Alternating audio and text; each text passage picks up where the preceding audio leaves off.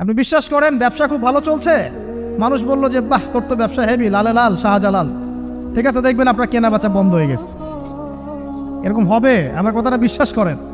এটা কিন্তু সায়েন্স প্রমাণ করতে পারবে না, আল্লাহ এবং তার রাসূল বলেছেন, তার উপরে কোনো সত্য নেই। আছে সূরা কাহফ 29 নম্বর আয়াত পড়ে দেখেন, আল্লাহ পাক বলছেন ওয়াকুলিল হাক্কু মির রাব্বিকুম, সত্য সেটাই যা তোমার রবের পক্ষ থেকে আসে।